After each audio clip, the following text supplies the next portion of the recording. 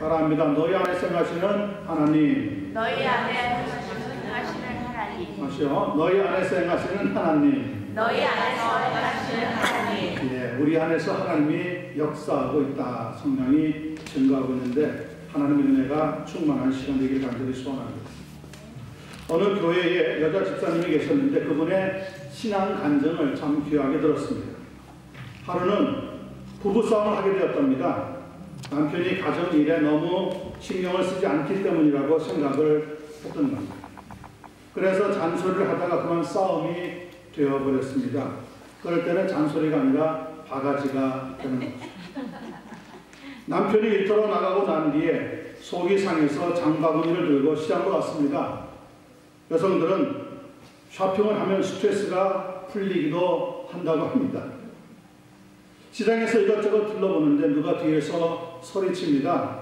아줌마, 사과하고 감사하세요. 아니 이게 무슨 소리지? 내가 아침에 부부싸움 한 것을 어떻게 알았지? 사과하고 감사하니 하면서 뒤를 돌아보니까 지나가는 사람들에게 사과하고 감을 사라고 하는 소리였습니다. 그런데 그 순간 이 집사님에게는 그 소리가 마치 천둥처럼 하나님의 음성으로 들려왔다고 합니다. 그래서 사과하고 감을 풍성하게 사가지고 집으로 돌아왔습니다. 저녁에 집에 들어온 남편에게 식사 후에 사과를 내어놓았습니다. 당신에게 잔소리했던 것 사과합니다. 사과 드세요. 그리고 이어서 감도 내놓았습니다. 감도 드세요. 당신 수고에 감사합니다. 남편은 어리둥절한지 아내를 바라봅니다. 아침에는 내가 좀 지나쳤던 것 같아서 미안해. 가정을 위해 열심히 수고하고 신경 쓸 일도 많을 텐데 내가 생각이 짧았어요. 그러나 당신에게 난 항상 감사해요. 그랬더니 감동이 되었는지 남편이 일어나가지고 설거지까지 해주더라고요. 주님은 우리 속에서 늘 말씀하십니다. 아무개 성도야, 나는 네가 이걸 했으면 좋겠다. 나는 네가 저걸 했으면 좋겠다. 그런데도 우리는 주님의 음성을 잘 듣지 못할 때가 너무너무 많이 있습니다. 이 시간 하나님 말씀을 통하여 주님의 음성을 듣고 행하는 복된 성도가 되기를 간절히 소원합니다.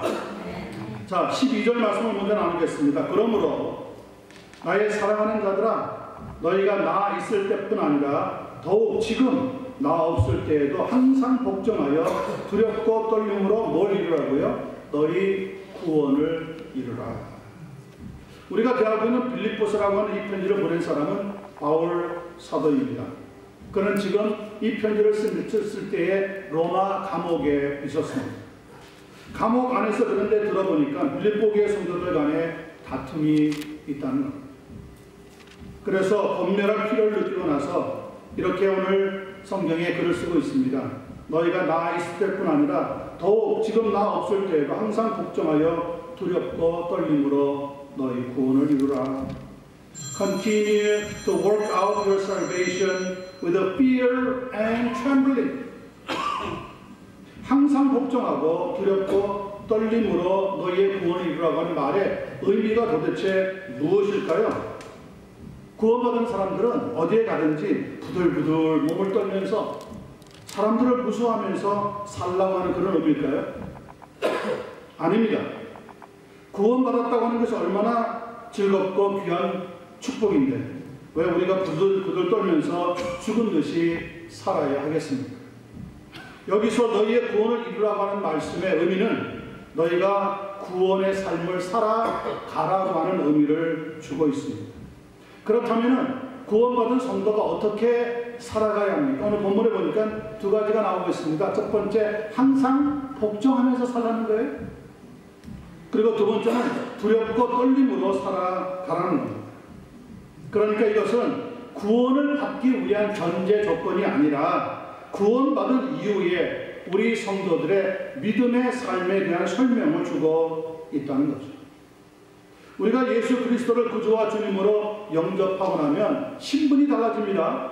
죄인의 신분에서 하나님의 자녀로 바뀌게 되는 거죠.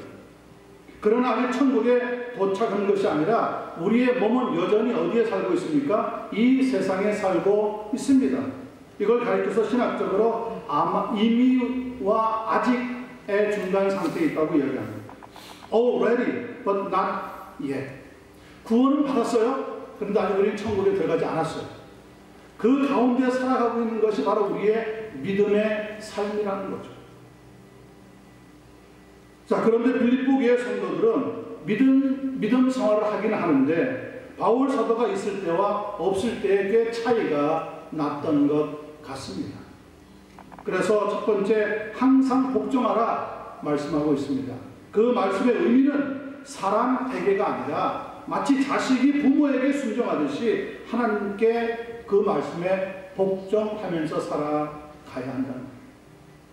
요한복음 14장 23절로부터 24절 말씀 들어보세요. 예수께서 대답하여 이르시되 사람이 나를 사랑하면 내 말을 지키리니 내 아버지께서 그를 사랑하실 것이요 우리가 그에게 가서 거처를 두어 함께 하리라. 나를 사랑하지 아니하는 자는 그러나 내 말을 지키지 아니하나니 너희가 듣는 말은 내 말이 아니요 나를 보내신 아버지의 말씀이니라. 그러니까 복종한다고 하는 것은 하나님의 말씀을 듣고 지킨다는 거예요. 바로 그것이 하나님을 사랑하는 방법이라는 거죠.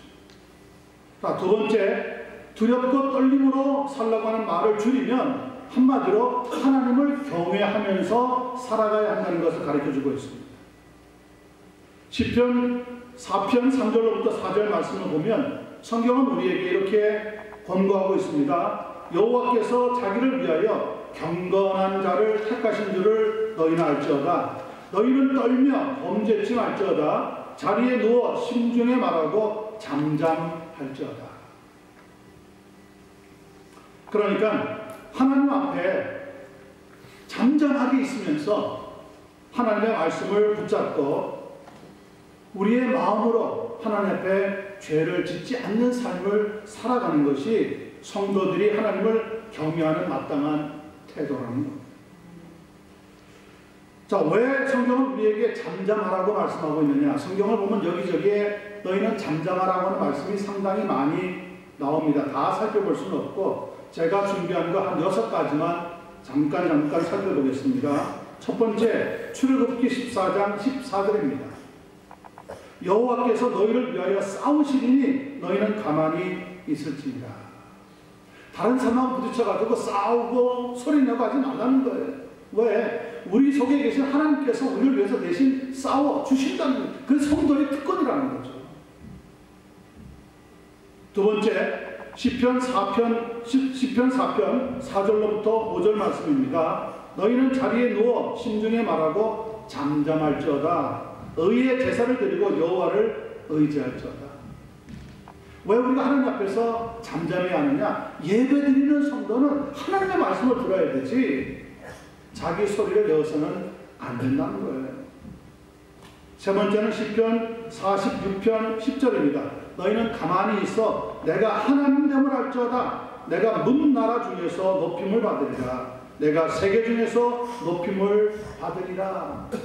왜 우리가 잠잠해야 하느냐? 하나님께서 모든 백성과 나라들 가운데 높임을 받으실 분이기 때문에 우리는 그 하나님을 바라만 보고 있어도 하나님의 영광에 참여하게 되어진다는 거예요. 네 번째, 시편 62편 4절과 5절입니다. 나의 영혼아 잠잠히 하나님만 바라라. 무릇 나의 소망이 그로부터 나오는도다. 오직 그만이 나의 반석이시여 나의 구원이시여 나의 요새이시니 내가 흔들리지 아니하리로다. 하나님으로부터 우리의 소망이 나올 것이기 때문에 우리 성도들은 잠잠히 있으면 된다는 거예요. 다섯 번째는 하박국서 2장 20절입니다. 오직 여호와는 그 성전에 계시니 온 땅은 그 앞에서 잠잠할지니라. 하나님의 성전은 하늘에만 존재하는 것이 아닙니다. 이 온 땅 역시 하나님이 지으신 이 모든 세계가 하나님의 성전이기 때문에 우리에게 잠잠히 있으면 하나님의 놀라운 위대한 구원의 역사가 일어나게 되어 있다는 거예요. 여섯 번째는 스바냐서 1장 7절입니다. 주 여호와의 말에서 잠잠할지어다. 주 여호와 앞에서 잠잠할지어다. 이는 여호와의 날이 가까웠으므로 여호와께서 희생을 준비하고 그가 정할 자들을 구별하셨습니다. 하나님의 심판의 날이 다가오고 있으니 우리가 구태여 뭐라고 떠들 필요가 없다는 거죠. 하나님 앞에 잠잠히 있으면 하나님의 놀라운 구원의 역사의 날이 우리 앞에 찾아오게 된다는 거예요. 그러니까 잠잠하라고 하는 말은 경망스럽게 호들갑 부리지 말고 수다스럽게 떠들지 말라고 하는 의미라는 것을 알 수가 있습니다. 글쎄, 하나님 앞에서 누가 떠들 자가 있겠습니까? 아무도 없습니다. 떠들어 봐야 무슨 소용이 있습니까? 그래서 성경은 우리에게 하나님을 바라보고 잠잠하고 있으면 하나님의 위대한 역사, 놀라운 역사, 은혜스러운 역사가 일어나게 되어진다는 거예요. 그런데 우리가 나서서 그냥 팔을 걷어붙이고 내가 한 몫을 거들어야지만 뭔가 될 것 같지. 다른 사람이 하는 게 못마땅한 거예요, 내 눈에는. 그래서 그에게 잔소리하고 간섭하고 싶은 게 우리의 본성이다. 그런데 성경은 이야기합니다. 너희는 하나님 앞에서 잠잠히 하나님을 바라고 기다리라. 그럼 하나님이 우리에게 때려주시고 기회를 주시고 놀라운 능력의 역사를 더하여 주시게 된다는 것. 그러므로 섣불리 말하거나 행동하지 말고 항상 주야로 말씀을 묵상하는 훈련을 하셔야 됩니다. 그것이 정상적인 구원의 삶의 과정입니다. 그리고 하나님을 경외하는 마음, 그 두렵고 떨리는 마음으로 우리의 삶을 살아가야 합니다. 빌립보서 2장 5절을 이야기합니다. 이 마음을 품으라. 곧 그리스도 예수의 마음이니. 하나님을 경외하는 마음이 주 예수 그리스도의 마음이라고 가르쳐주고 있습니다. 성도 여러분, 항상 말씀을 묵상하고 또 항상 하나님을 경외하는 마음을 품고 하나님을 바라보면서 잠잠히 믿음 생활을 감당해 나감으로 말미암아 복된 구원의 삶을 이루어가게 되는 여러분과 제가 되기를 간절히 축원합니다. 두 번째입니다. 13절 14절 말씀입니다.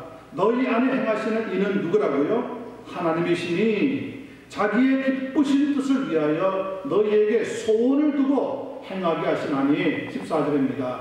모든 일을 원망과 시비가 없이 하라. 우리가 살고 있는 세상의 문제 중에 문제는 원망과 시비가 너무 많다는 거예요. 바울 사도는 여기에서 너희 안에 행하시는 이는 하나님이라고 말씀하고 있습니다. 무슨 말씀입니까? 내 삶 속에서 행하고 있는 것은 실제로 내가 아니라 내 안에 계신 하나님께서 역사하고 있다는 거예요. 로마서 8장 9절 말씀입니다. 만일 너희 속에 하나님의 영이 거하시면 너희가 육신에 있지 아니하고 영에 있나니 누구든지 그리스도의 영이 없으면 그리스도의 사람이 아니라. 그러니까 예수님을 믿는 사람들 마음속에는 하나님의 영이신 성령이 거주하고 계시다는 거죠. Indwelling of the Holy Spirit. 내 영이 있지만 내 영을 내 마음의 소원대로 사는 게 아니라 이 영을 붙잡고 계시는 성령의 그 소원을 붙잡고 살아가는 사람이 바로 구원받은 성도의 삶이랍니다. 하나님께서 우리 안에서 행하고 계시다는 것을 우리가 어떻게 알 수가 있을까요? 오늘 성경 이 본문에 보니까 자기의 기쁘신 뜻을 위하여 너희에게 소원을 두고 행하게 하신다고 했습니다. 다른 말로 하자면 하나님의 일을 하면 뭐가 생긴다는 거죠? 기쁨이 생긴다는 거예요. 하나님의 소원을 어떻게 알 수 있습니까? 하나님의 일을 해보면 내 마음속에 기쁨이 솟아나는 거예요. 그러나 육신의 일을 하면 일시적으로는 기쁨이 있을지 모르지만 결과적으로는 힘이 들고 피곤하기만 할 뿐입니다. 창세기 47장 9절에 보면 하나님의 사람 가운데 야곱이라고 하는 분이 이런 고백을 하고 있습니다. 내 나그네 길의 세월이 130년이니이다. 내 나이가 얼마 못 되니 우리 조상의 나그네 길의 연조에 미치지 못하나 험악한 세월을 살았나이다. 130년 동안 살아갔지만 자신의 삶은 그렇게 행복한 삶이 아니었다는 거예요. My years have been few but difficult. 어려웠답니다.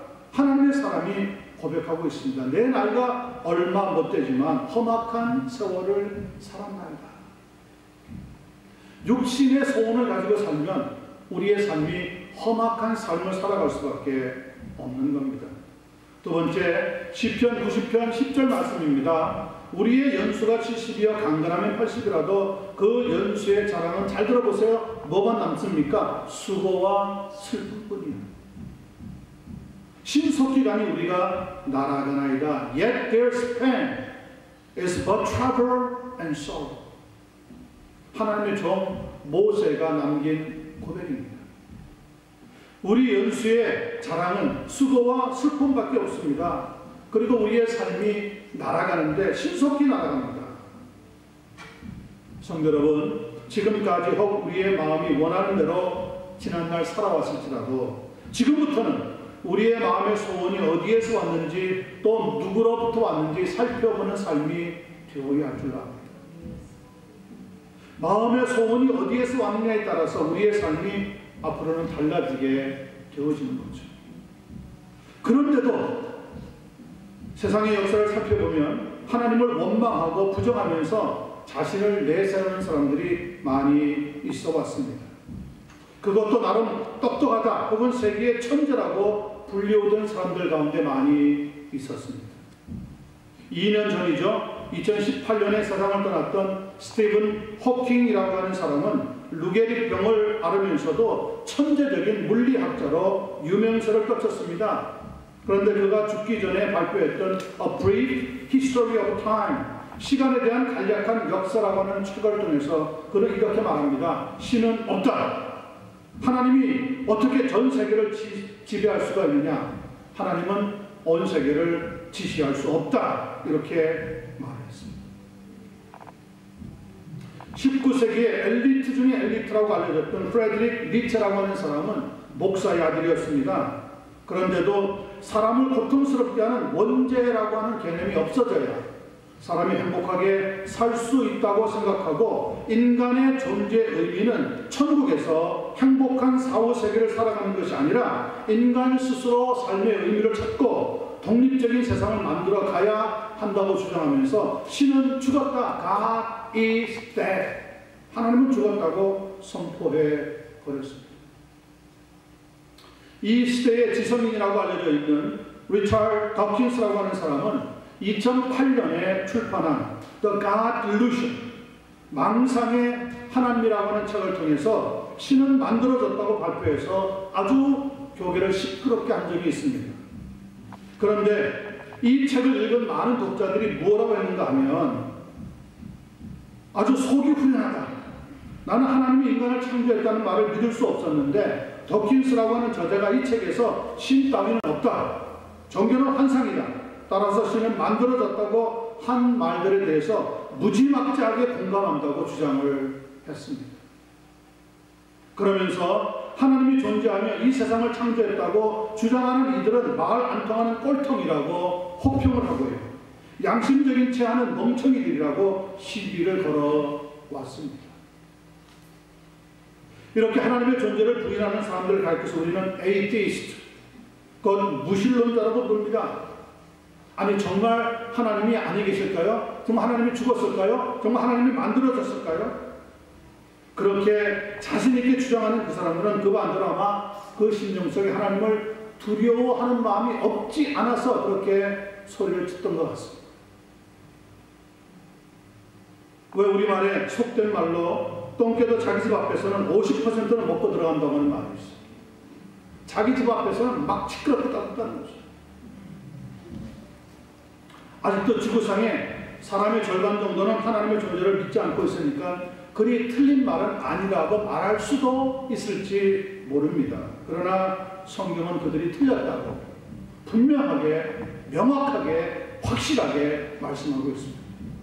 시편 14편 1절이나 53편 1절은 거듭해서 이렇게 말씀하고 있습니다. 어리석은 자는 그 마음에 이르기를 하나님이 없다 하도다. 그들은 부패하고 그 행실이 가증하니 선을 행하는 자가 없도다.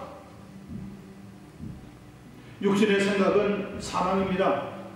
그러나 영의 생각은 생명과 평안이라고 했습니다. 문제는 육신의 생각을 하면서 사는 사람은 하나님과 원수가 되어지고 그뿐 아니라 하나님을 기쁘시게 할 수도 없다고 했습니다. 사랑하는 성도 여러분, 우리는 누구의 말을 듣고 살아가야 합니까? 우리 속에 소원을 두고 계시고 말씀하시는 하나님의 음성을 듣고 그 믿음 안에서 살아가는 구원의 삶이 되어야 합니다. 모든 일을 원망과 시비가 없게 하라고 했습니다. 여러분, 무신론자들이나 이단들과 싸울 이유가 없습니다. 왜냐하면 복음을 전하기 위해서 시간을 아껴야 하기 때문에 그렇습니다. 성도 여러분, 예수님을 믿게 된 것 더욱더 감사하면서 내 육신의 생각대로가 아니라 내 속에 선한 소원을 두고 계시며 믿음으로 살라고 말씀하시는 하나님의 그 영의 생각을 하면서 살아가는 한 분 한 분 되기를 간절히 축원합니다. 자, 마지막 15절 16절 보겠습니다. 이는 너희가 흠이 없고 순전하여 어그러지고 거스르는 세대 가운데서 하나님의 흠없는 자녀로 세상에서 그들 가운데 빛들로 나타내며 생명의 말씀을 밝혀 나의 다름질이 헛되지 아니하고 수고도 헛되지 아니하므로 그리스도의 날에 내가 뭐가 있어요? 자랑할 것이 있게 하려 함이라. 자, 우리가 지금 살고 있는 세상을 가리켜서 한마디로 어그러지고 거스르는 세대라고 말하고 있습니다. 성경이 저는 이 세대를 아주 잘 표현하고 있다고 생각합니다. 그렇다면 이 어그러지고 거스르는 세대 가운데서 하나님의 성도들이 어떻게 구원의 삶을 살아가야 합니까? 15절에 대답을 주고 있습니다. 하나님의 흠없는 자녀로 세상에서 그들 가운데 첫 번째 빛들로 나타내면서 살아가고 두 번째 생명의 말씀을 밝히고 살아가라고 추천하고 있습니다. 빛들로 나타내며 생명의 말씀을 밝히라. 이것은 바로 우리 주님이 가지고 계시는 소원이기도 합니다. 마태복음 5장 16절 말씀 들어보세요. 이같이 너희 빛이 사람 앞에 비치게 하여 그들로 너희 착한 행실을 보고 하늘에 계신 너희 아버지께 영광을 돌리게 하라. 그러니까 빛들로 나타내라고 하는 것은 구원받은 성도들이 어그러지고 거스르는 세대와는 확연하게 다르게 착한 행실을 세상에 보여주므로 하나님의 백성과 하나님의 백성이 아닌 사람들과의 차이를 나타내서 하나님께 영광을 돌리라고 권면하고 있는 말씀입니다. 자, 그렇다면 생명의 말씀을 밝히라고 하는 것은 십자가의 복음을 전하여 지금 하나님의 백성들이 아닌 사람들로 하여금 구원을 받을 수 있도록 기회를 주게 하라고 하는 의미를 각각 주고 있습니다. 그 두 가지가 바로 우리 주님이 우리에게 가지고 계시는 귀한 소원입니다. 마가복음 16장 15절 16절 말씀 들어보세요. 또 이르시되 너희는 온 천하에 다니며 만민에게 뭘 전파하라고요? 복음을 전파하라. 믿고 세례를 받는 사람은 구원을 얻을 것이요 믿지 않는 사람은 정죄를 받으리라. 왜 우리가 빛들로 세상에 나타나면서 살아야 됩니까? 믿지 않는 사람과 다르다는 것을 나타내야 하기 때문에 그렇죠. 우리가 교회에서는 정말 하나님 믿는 사람같이 살다가 세상으로 들어가면 하나님 믿는 냄새도 안 나고 하나님 믿는 모습도 없고 싹 사라져버려요. 그냥 세상에 있는 사람들하고 똑같이 살아가는 사람들이 어떤 때는 본다는 말이죠. 참 안타까운 일인 거죠.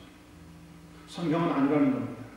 성경은 하나님의 사람은 확연하게 거스러지고 어그러는 세대의 사람들과는 다르다는 것을 나타내라고 말씀하고 있습니다. 선한 영향력을 끼치게 하라는 거죠.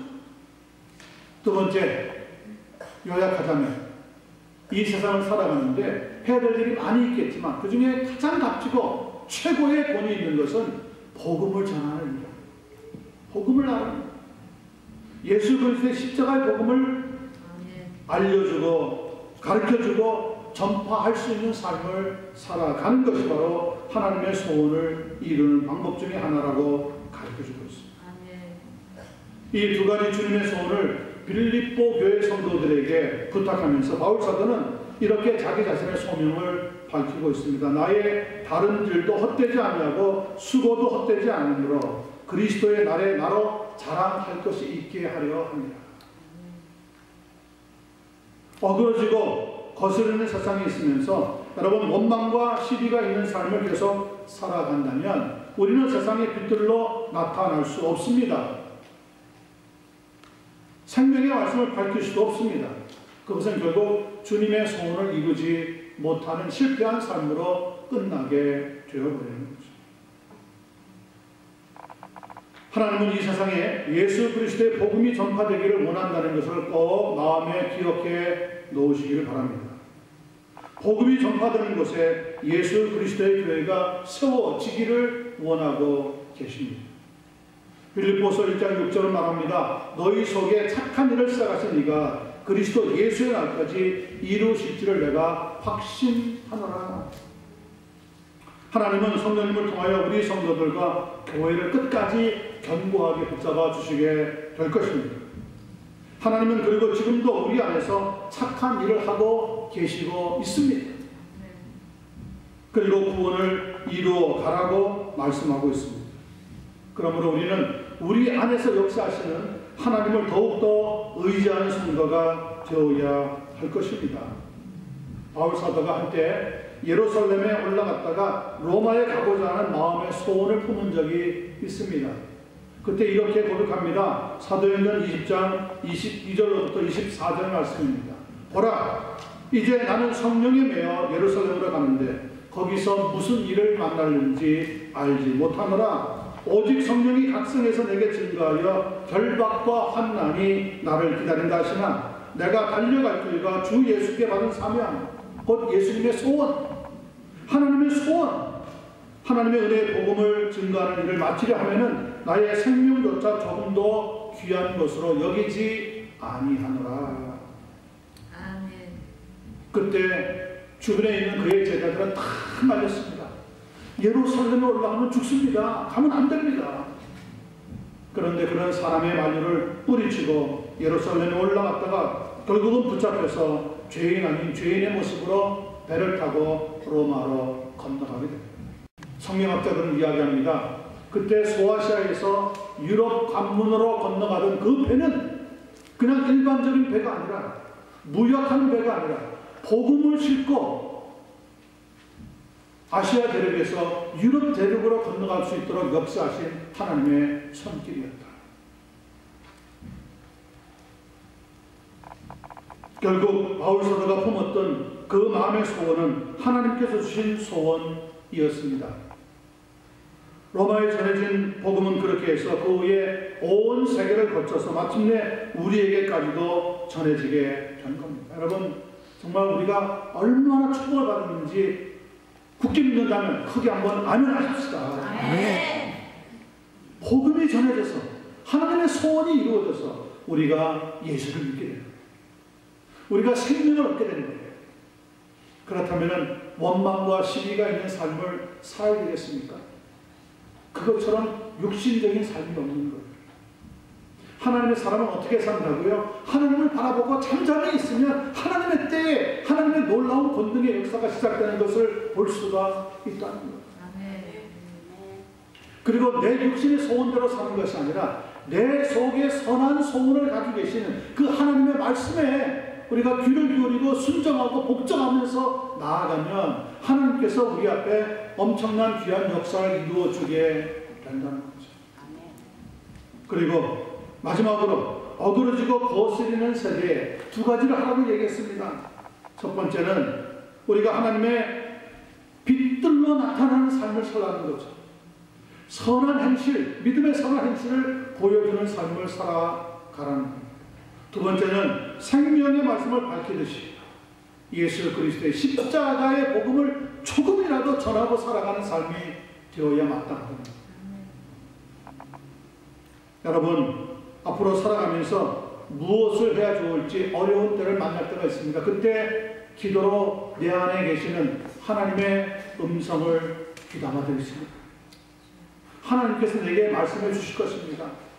아무개 성도야, 아무개 목사야, 너 이렇게 해라. 너 저것 해라. 너는 이것을 해야지만 마땅하다. 그 음성을 듣는 훈련을 계속하여 하나님 앞에 선하게 무릎 꿇고 때로는 가슴을 품고 기도하는 우리 한 해가 되기를 간절히 소원합니다. 그럴 때 하나님께서 그리스도 안에서 우리에게 주시는 그 복된 소원이 마침내 이루어져서 우리는 기쁨과 행복의 구원의 삶을 살아가는 매일매일을 경험하게 될 줄로 믿습니다. 예수 그리스도의 은혜가 충만한 여러분의 삶이 되시기만을 간절히 축원합니다. 기도하겠습니다.